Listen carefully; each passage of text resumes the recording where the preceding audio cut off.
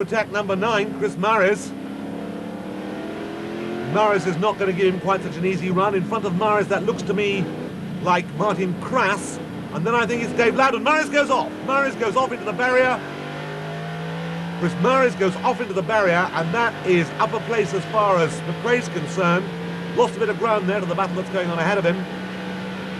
Loudon and Krass, the dueling duo. Well, there are 5 there, Jimmy. Sort them out. He has. And Krass goes through on the inside, and Dave Loudon wouldn't like that. Loudon, who's coming back at him and tucked up on his tail there. McRae looks for a way between the two of them. There's not room for that.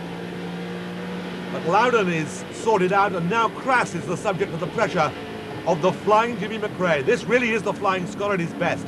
Superb car control. Coming up, dealing with Martin Krass. Krass not giving away there, keeps himself online. Down a gear again. Hard braking here. And Krass there, you can see, struggling to get some grip at the front end. Came in a bit quick, braked a bit late. This time it has a go. The tail tries to break away, but here's McRae looking at Krass and right behind Dave Loudon, and here's the aftermath of that battle that we saw earlier on when number 9 went off, Chris Maris, and that's now being removed. So in that particular part of the circuit there'll be no overtaking, which could in fact cause a few problems for Jimmy McRae. McRae comes up. Krass on the outside. McRae should have it. No, he hasn't. So there are the yellows, so that's where they're going to have to slow. You can just see the tip of Maris' car there. Yellow flag, they go past the engine, it's been craned out of the way, and by the time they come back, that track will be clear. But will Jimmy McRae be in front of Martin Krass is the question. A very good drive by Krass in his second season in the TVRs, came to it as a complete novice. Motor racing was always something the ex-BBC commentator wanted to do, and now he has. And also he's lost a place as well. But to Jimmy McRae, that is no shame. So McRae up another place. In trouble there, number 5, Bob Sands.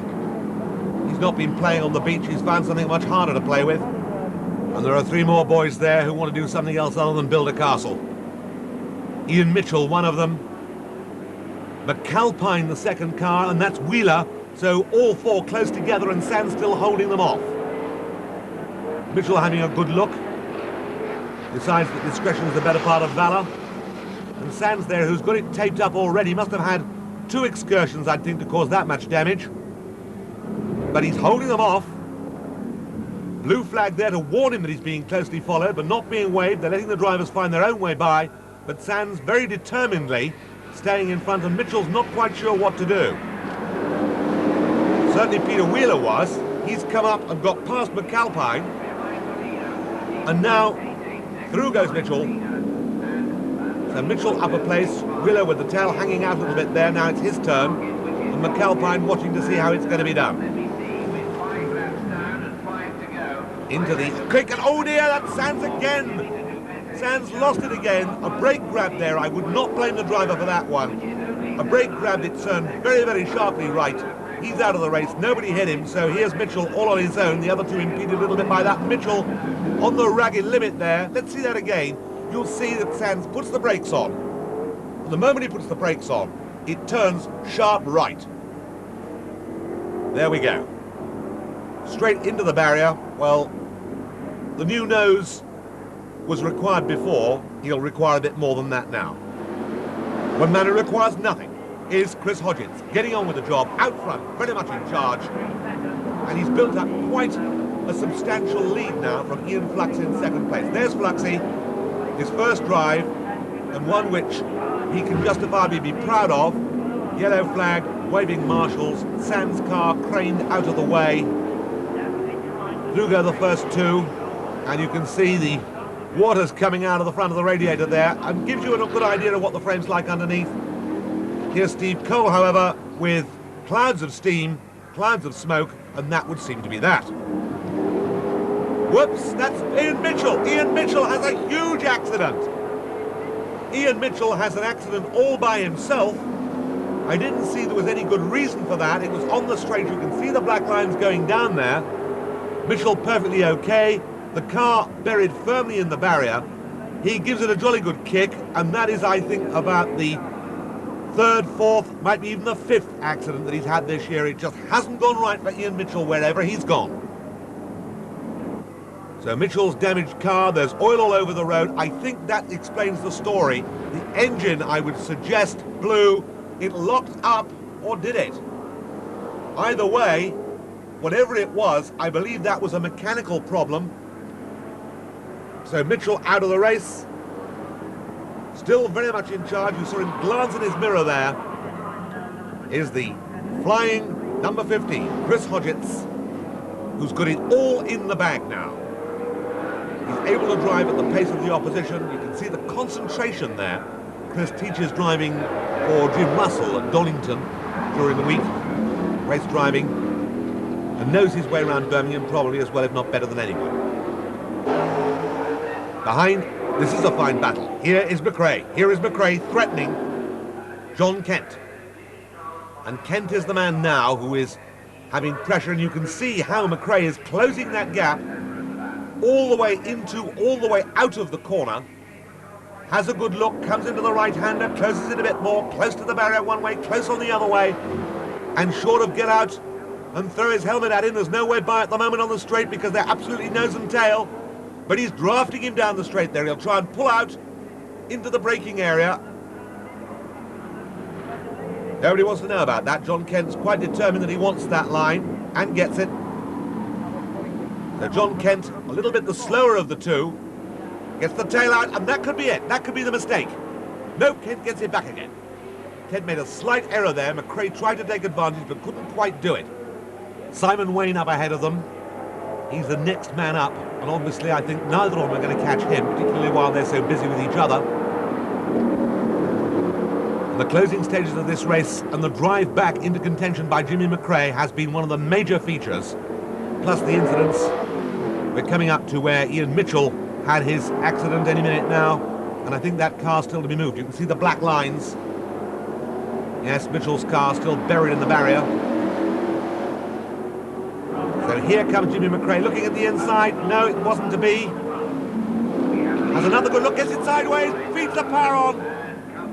And McRae really giving it all he's got, but he can't quite get alongside to grab the line here as they come into Honda.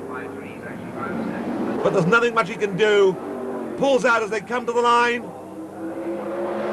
And is just behind John Kent. So Chris Hodgetts wins. Unfortunately, Ian Flux disqualified for doing a practice start. He'd never started one of these cars before, did a practice start, and, well, there you have it. There are the rest of the results. Playing to the crowd. Oh, dear! That was unfortunate. We've seen the leader, the winner, number 15, Chris Hodgetts, clout the barrier very hard there. Now, Chris will undoubtedly have an explanation for that, but isn't a very happy man. But no explanation here required. Hodgetts now 97 points, well in the lead in the championship. You can see the rest of the points in this exciting TVR Tuscan Challenge, round 9 here at Birmingham. The final round of the TVR Tuscan Challenge at Oulton Park, sponsored by Land Rover. The championship may be in the hands of Chris Hodgetts, but John Kent and Steve Cole have yet to decide who finishes second. John's been going well this year, and so have I, and it's been, when we've had reliability and we haven't had accidents, we've had good races, so let's hope that we can have a good clean race this time and no mechanical problems, and we should have a good scrap. But there's 2 points between us. I've effectively got to finish 2 cars ahead of John to secure second place in the championship. First place, of course, is gone already. Chris Hodgetts is a worthy winner of that. But if I can put 2 cars between me and John Kent, then I can get second place. Well, that's Steve Cole's philosophy, but what does John Kent think will happen? A few races ago, we got a few more points in hand, and all the time, I guess, I dreaded that it had come down to the last race and then straight fight between me and Steve. 12 points at stake for a win. 2 points between them, so it really is anybody's battle to be won. Hodgetts secure, Mary's really out of contention, but Simon Wayne's close enough to him to make a difference there. The surprise in practice has been the performance of Richard Cabot. It's not been a particularly lucky season for him, but when he's on form and the car's going well, he's right up with the boys, and that's where it counts. Steve Cole, determined to prove his point, is the other occupant of the front row, moustache bristling at the prospect. For Chris Hodges, it's not a question of winning the championship. He's done that. It's a question of winning the race. His pride's at stake. He'd love to finish first. Chris takes this very seriously. So does Chris Maris. We've already said his position in the championship could change here, and he's made a good time in practice. Colin Blower's well up. John Kent carries the onboard camera. There are 2 minutes to go. Let's look at the practice times. Richard Cabban then with a 1:41.48, just about a tenth of a second ahead of Cole. Hodgetts a little bit off the pace there. Colin Blower a little bit further back, but still in the top 6. They're all very close. It has the makings of a tremendous final round. On go the red lights, and look out for a bit of creeping there. There is a little bit going on the back of the grid, but they're away. A nice clean start, and Cabban does not make the best start, there's no doubt about that. Here's John Kent, Cabban on the inside, Cole on the outside, Cole trying to go round the outside, and staying there, and he's made it. So Steve Cole, as they come down towards the Cascades, through past there goes Colin Blower. Blower really on the pace now, up to 3rd place, and Kent squeezed back to 4th. So he really has got to go for it. Steve Cole went, with Cabban right on his tail, and Chris Hodgetts is not hanging about either. Hodgetts coming up. Hodgetts has made a place there. And this has the makings of a tremendous battle. 400 brake horsepower. The Rover-based engine, with of course a lot of modification, providing tremendous power, tremendous torque. And these cars very spectacular, quite difficult to drive, a real men's car. If you like a latter-day AC Cobra, and I think they'll be just as much a classic. That's Hodgetts looking for the inside there as they dive down through Knickerbrook. A place that can catch you out if you're not very careful at all. 51, Jeff Kennedy, not as we've seen Dave Loudon drive that car from time to time. And here we are back on board, coming through Druids. And there's the top 4. Hodgetts making his effort, trying to sneak his way up now into 2nd place, but finds he's not quite close enough to do it. 5th place man has got it all to do. Past the pits for the first time. Colin Blower in 2nd place. Here comes the charge from Hodgetts. Locking up a brake there was number 4, Cabban, but Cabban holds on to his place. Down now through the Cascades once more, and the lead has extended just a little bit. It's enough to cause a bit of a problem because out front there, right at the moment, Steve Cole can pick his lines. Hodgetts determined to try and get up to 2nd here. Looks at the inside, but he's still not close enough to do it. Comes out, feeds the power on. And I would guess that he's going to try and close up and have a go coming down towards Knickerbrook. That's the favourite place if you're brave enough. You can see over the curve there at Paulston's. Still going hard, still trying very hard indeed to close the gap, the camera car, but it isn't really happening for him at the moment. He's got to just hope that something happens up front that helps him.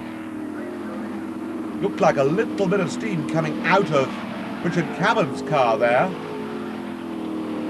Cabban holding on in there. Kent trying to close the gap. Still Hodgetts trying to get through into 2nd place. He hasn't made it yet. Out of Druids there, the tail end sliding away. This is Lodge Corner. The good look at Lodge. There's the leader, and here's the battle for 2nd, 3rd, 4th and 5th man. Sitting back, I think, waiting to see what happens there. It's long enough for him not to have to do anything right now. Here is Cabban looking at the outside. Hodgetts dives for the inside. He wasn't quite close enough to get the line coming out of the corner. So he's still in 3rd place. Down the hill once more. Cole must be feeling that this could very well be his race, and Hodgetts has fallen back a little bit. Comes out of the Cascades the faster and closes the gap once again, however, on Blower. Colin Blower has driven TVRs for a long time. He's got a lot of experience, and Blower probably having a better run today than he's had so far this season. Bob Sands going well too there in number 5. But Blower anxious to hold on to his second place. I think he'll take some dislodging. 21, also going well, Martin Krass. Martin Krass made his debut in this championship with a huge accident at Oldham Park, almost now 2 years ago, but he's learned a lot since then. Kent, having fallen back a little bit, Cameron ahead of him, you can see the battle, and the first three have closed up. There is Cameron spinning it. Aim for where he was, you'll miss him. He did. So Cameron then takes himself out of contention. And Blower has a mirror full, a boot full of Chris Hodgetts, who's looking to get alongside as they go past the pits. Has to take the optimum line into Old Hall. And Hodgetts knew that there was very little chance of him doing anything there unless there was a little bit more space than that. And Colin Blower does not give you favours. Why should he? He's in second place. They're all in close touch with each other. Steve Cole's doing the work out front. But he's lost a lot of that advantage that he had. And give or take another lap or so, if they get any closer, he's going to have to drive defensively. Hodgetts trying to go around the outside here. If he comes in tight on the inside, he might make it. But they're so evenly matched, he's alongside. And Hodgetts now could just snatch this, but he's unfortunately in the wrong part of Fulston's at the wrong time. So Hodgetts really having to work for it. Chris Hodgetts, an ex-British saloon car champion, took to TVRs like a duck to water. He'd driven Tubman's cars in the past. Down towards Knickerbrook, he's trying the outside. Now he'll look at the inside as they go up Clay Hill. Gets alongside. This is a manoeuvre only for the very brave. Here is John Kent. He's dropped back a little bit from that battle. You can see just ahead of him those two cars going out of sight. They're safely around Druids, and it wasn't able to be apparent there whether or not there was a change. They're into Lodge, but no change. Hodgetts has got his headlights on. I don't think that's going to do anything except drain the battery a bit. Oh, Hodgetts has got a problem. Hodgetts has got a problem. Hodgetts on his way into the pits. That's not going to help Kent any. They were driving together. Their cars are prepared by the same people. And Hodgetts could be counted on perhaps to help a little bit. Kent now has got it all to do. He's in third place and he is a long way behind. Out onto the grass. That's a big lose. 44 in trouble, and there's the barrier once again. And Andrew Purvis has a lot of damage there, and out comes Chris Hodgetts after a very quick stop. Hodgetts there, back, joining in with Richard Cameron, Ian Mitchell, number 11 there.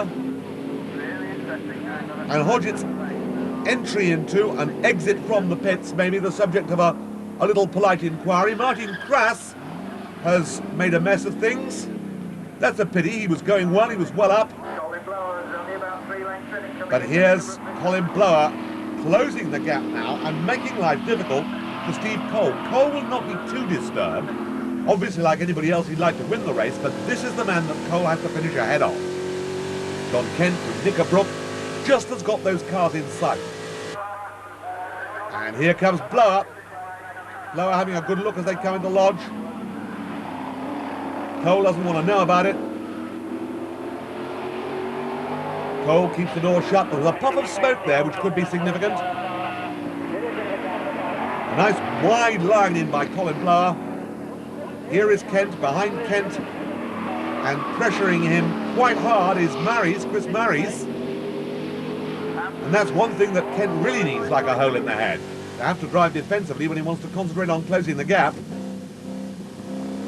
Dab, dab, dab at the throttle. Flip those front wheels for grip. Not too much power. If the tail comes out, you lose time. Colin Blower looking to see whether or not anything can be done about Steve Cole. These two are old protagonists. They've battled together for many a race over many a year. And they've got quite an advantage. And here we can see Murray's crawling all over the tail of Kent. And that's not going to please John Kent one iota. John Kent is going to find that that's going to make life difficult for him. Here comes the effort. That is quite remarkable. On the inside, he found the power, he found the time, he found the speed. And through goes Colin Blower into the lead. Now those puffs of smoke that are coming from the second place car I don't think indicate that it's as healthy as it might be. So it still could be a question of John Kent perhaps profiting by a few problems.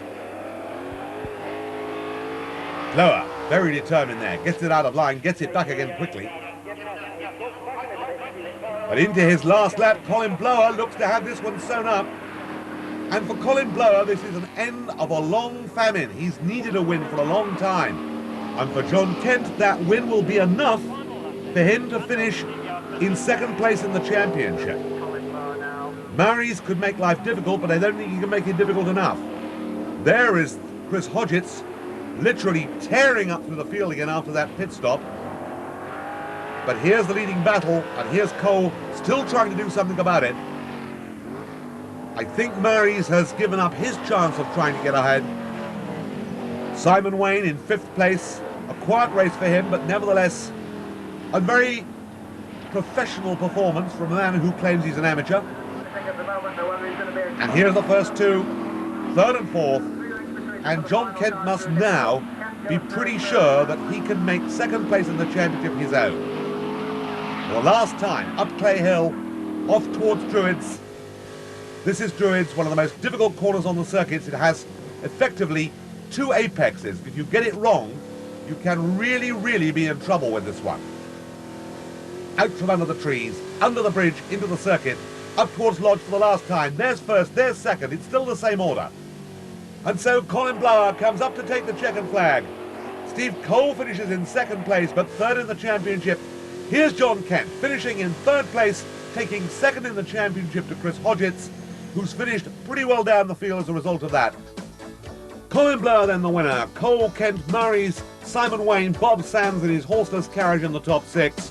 The Land Rover sponsored final round of the TVR Tuscan Challenge, won by Colin Blower. Is he happy about it? I won. I almost can't believe it as well. It's a long time.